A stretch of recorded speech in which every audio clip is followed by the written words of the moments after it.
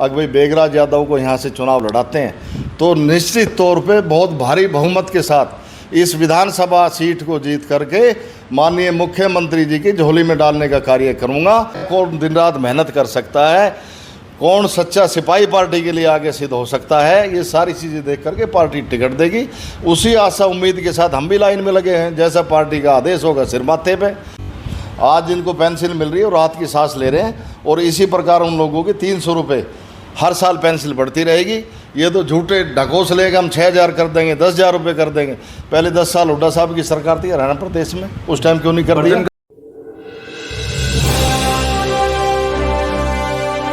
नमस्कार, आप देख रहे हैं नव समाचार। मैं हूं रमाकांत उपाध्याय। मेरे साथ आज बेगराज जी मौजूद हैं, जो कि भारतीय जनता पार्टी में एक वरिष्ठ नेता हैं और प्रदेश उपाध्यक्ष हैं किसान मोर्चा में।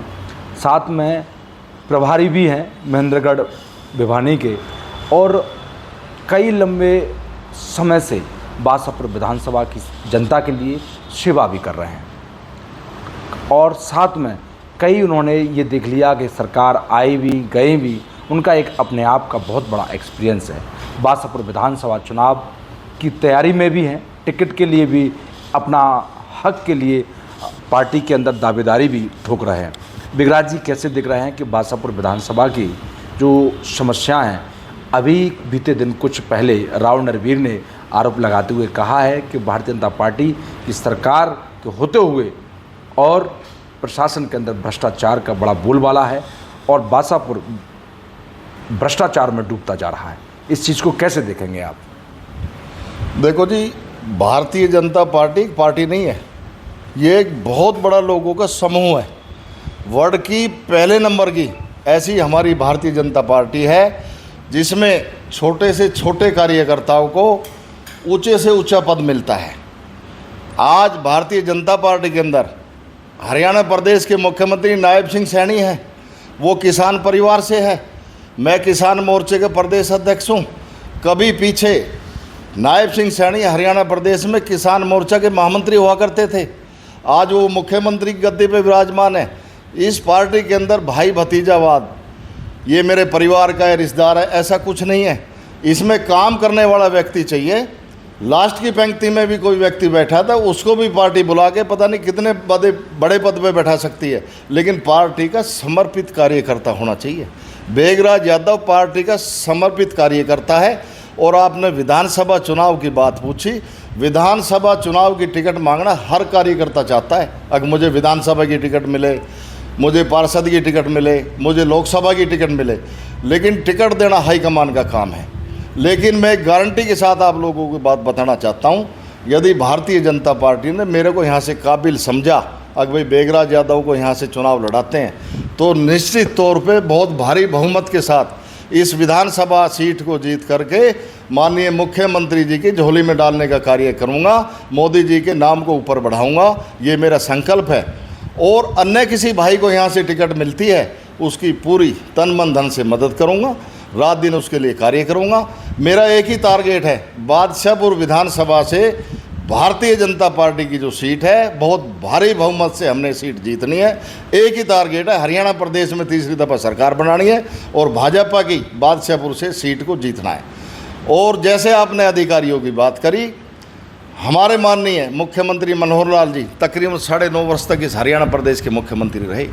उन्होंने किसी भी विधानसभा में भेदभाव नहीं किया। हमारी 90 विधानसभा हरियाणा प्रदेश के अंदर आती है, सभी के अंदर समान विकास कार्य किए। समान विकास जो भी थे उन हलकों के अंदर कभी ये नहीं सोचा इसमें अपोजिशन का विधायक है या पार्टी का विधायक है, सबको बराबर का बजट मिला। और आप भ्रष्टाचार की बात कर रहे थे, ये भ्रष्टाचार की जो बातें हैं, ये तो एक बहुत सुनने लायक बातें नहीं है। मैं तो ये कहूँगा भ्रष्टाचार तो बिल्कुल नहीं होना चाहिए। कौन व्यक्ति कहता है? हमारी सरकार कहती है कोई अधिकारी आपसे पैसे मांगता है, उसका रिकॉर्डिंग करो, उसकी वीडियोग्राफी बनाओ, हमारे पास भेजो। ऐसे बदनाम करने के लिए, सरकार को बदनाम करने के लिए किसी भी व्यक्ति का हक नहीं है। सरकार के जो अच्छे कार्य हैं, इतने अच्छे कार्य हैं। मैं आपको एक उदाहरण देता हूँ। माननीय मोदी जी इस भारतवर्ष के तीसरी दफ़ा प्रधानमंत्री बने और उन्होंने, उनकी सोच देखो, पहली कलम से किसानों के लिए सोचा। 20,000 करोड़ की 17वीं जो मोदी जी ने किस्त जारी की है, वो किसानों के हक में की है। तो कितनी उनकी दूरगामी सोच है। और आज हरियाणा प्रदेश का किसान खुशहाल है, हमारे यहाँ का सरकार के जयकारे बोल रहे हैं। उनके खातों में साल में कई दफ़ा 2-2 हज़ार रुपये की किस्त आती है, 6,000 रुपये, और आगे भी इस सरकार इसको बढ़ाने का कार्य करने जा रही है। कहते हैं देश का किसान खुशहाल तो हमारा देश खुशहाल, क्योंकि अन्नदाता होता है किसान, सबको अन्न खिलाता है, सबका पेट पालने का कार्य करता है। बेगराज जी, आपने किसानों की बात की है तो किसान की चर्चा कर लेते हैं। किसान अपने हक के लिए दोबारा से दिल्ली पर गूंज करना चाहते हैं, दिल्ली आना चाहते हैं। फिर ये मुद्दा फिर दोबारा से कहीं ना कहीं गरमा रहा है। आप प्रदेश के उपाध्यक्ष भी हैं, वो अपनी MSP की गारंटी मांगते हैं। क्यों नहीं भारतीय जनता पार्टी दे देती? 3 काले कानून बनाए, उन पर वापसी की प्रधानमंत्री नरेंद्र मोदी ने भरी संसद के बीच से कहा कि हमसे कहीं चूक हुई है, उसके लिए मैं क्षमा प्रार्थी हूँ। तो इस विषय को कैसे देखते हैं? क्यों नहीं उनको MSP गारंटी दे रही है आज भारतीय जनता पार्टी सरकार? देखो जी, उन लोगों की यह तो समझ में कोई बात नहीं आई, यह हम उन लोगों को समझा नहीं पाए। मोदी जी ने जो 3 किसानों के लिए कानून बनाए थे, वाकई में ऐतिहासिक कानून बनाए थे। और MSP की बात रही, मैं हरियाणा प्रदेश का रहने वाला हूँ, बादशाहपुर विधानसभा से हूँ, और किसान मोर्चे का प्रदेश का उपाध्यक्ष भी हूँ, और भिवानी महेंद्रगढ़ का प्रभारी हूँ। आज हरियाणा प्रदेश के अंदर 14 फसलों के ऊपर हमारी सरकार MSP दे रही है, MSP गारंटी दे रही है। और आपने किसानों की बात करी, असली जो किसान है, अब फसल का टाइम था पीछे, किसान अपने फसल के रेख देख के लिए खेत में रहेगा या बॉर्डरों पे जाएगा? आप बताओ। इसमें कुछ शरारती तत्व घुसे हुए हैं इसके अंदर, ठीक है जी, सभी तो नहीं है, लेकिन कुछ शरारती तत्व है। और वो मोदी जी की छवि को ख़राब करने के लिए बार बार मोदी जी की छवि को ख़राब करने के लिए इस प्रकार के कार्य करते हैं। किसानों के लिए सरकार ने इतना ज़्यादा कार्य किया है। मैंने पीछे उदाहरण दिया आपको, किसानों के लिए 20,000 करोड़ मोदी जी ने पहली कलम से किया है। और हमारा ये दक्षिण हरियाणा के क्षेत्र आता है, हमारे क्षेत्र के अंदर नहर बहुत कम है, ना के बराबर नहरें हैं, सिंचाई से हमारी खेती होती है, लेकिन फिर भी हमारा किसान अपनी फसल से गुजारा कर रहा है, बढ़िया भाव ले रहा है। और नई नई स्कीम में सरकार किसानों के लिए ला रही है, कैश क्रॉप, यानी कि अपनी फसल बेचो और पैसा पाओ। लंबी फसल जैसे गेहूं की, सरसों की, तिलहन की, धान की, कपास की खेतियां होती थी, आज किसान कैश क्रॉप की तरफ भी ध्यान दे रहा है अपना, क्योंकि हमें रोजंदारी के लिए, घर में पैसे खर्चे के लिए पैसे भी चाहिए। बेगराज जी, जिस प्रकार से अभी बीते कुछ दिन पहले यहाँ पर भूपेंद्र सिंह हुड्डा पहुँचे थे, उन्होंने कहा कि मैं वृद्धा पेंशन 6,000 करूँगा। उन्होंने कहा कि 300 यूनिट तक हम जनता को बिजली फ्री देंगे।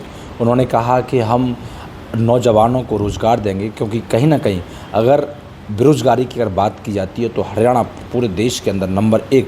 उन्होंने कहा कि हम नौजवानों को रोज़गार देंगे, क्योंकि कहीं ना कहीं अगर बेरोज़गारी की अगर बात की जाती है तो हरियाणा पूरे देश के अंदर नंबर 1 पर चल रहा है। इस चीज़ को कैसे देखें? उन्होंने कई गंभीर आरोप लगाए। वर्धन यादव जो कि यहाँ से बादशाहपुर से तैयारी कर रहे हैं, तो कैसे दिख रहे हैं कि वर्धन यादव भारतीय जनता पार्टी, वो कह रहे हैं कि भारतीय जनता पार्टी अब हमारे आगे नहीं है, जीत इस बार कांग्रेस की होगी और सरकार कांग्रेस की प्रदेश के अंदर बनेगी। देखो जी, 10 साल पहले हरियाणा के अंदर कांग्रेस का शासन था, जबकि इन्होंने 6,000 रुपये किसानों की, लोगों की पेंशन कर दी हरियाणा के अंदर।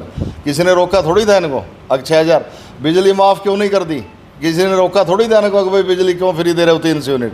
ये सब लुभावने वादे हैं, लुभावने भाषण है, लोगों की इस तरह अपने जाल में फंसाना।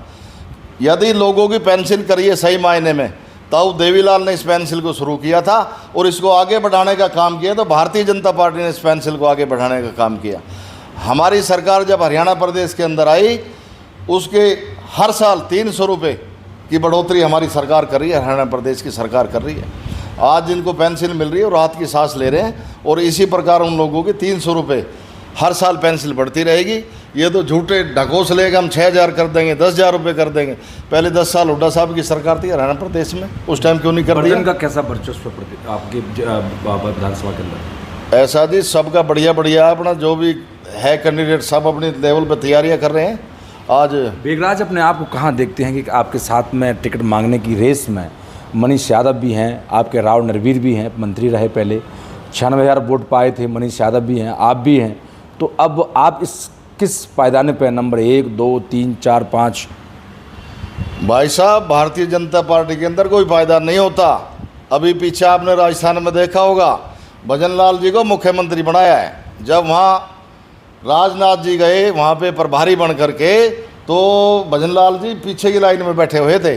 उन्होंने जब नाम पुकारा ना जी, भजनलाल जी आए, मुख्यमंत्री की घोषणा करते हैं उनके नाम की, वो समझ नहीं पाए। वो तो चाह रहे थे मैं सरकार में मंत्री बन जाऊं, लेकिन उनके दूसरे साथी ने हाथ लगाया कि भजनलाल जी आपको बुला रहे हैं। बोला नहीं नहीं, और कोई दूसरा भजनलाल होगा, क्योंकि राजस्थान में काफ़ी सीटें हैं।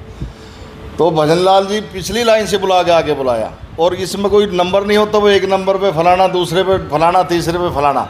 ये भारतीय जनता पार्टी है, आदमी की सारी चीज़ चेक करती है, कौन समर्पित कार्य करता है पार्टी का, कौन सबको साथ लेके चल सकता है, कौन दिन रात मेहनत कर सकता है, कौन सच्चा सिपाही पार्टी के लिए आगे सिद्ध हो सकता है। ये सारी चीज़ें देख करके पार्टी टिकट देगी।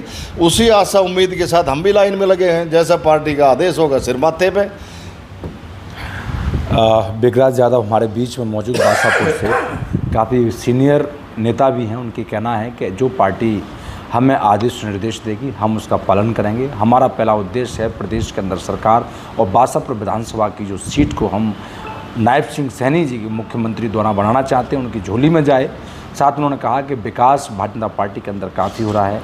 किसानों के लिए जो नई नई योजनाएं लाई जा रही हैं, उनका कर्जा माफ़ी का भी प्रधानमंत्री ने तमाम ऐसे कार्य किए हैं जिससे आज किसानों को खुश होना चाहिए। कुछ अराजक तत्व तो उनके बीच में हैं जो कि इस प्रकार के हुड़दंग मचाते हैं और ये इस प्रकार की बात करते हैं, कहीं ना कहीं अफवाहें फैलाते हैं। उससे बचने का काम किसानों को करना चाहिए। समय बकाया है चुनाव में अभी, जब तक के लिए देखते रहें नव समाचार विभाग खबर हर समय। धन्यवाद।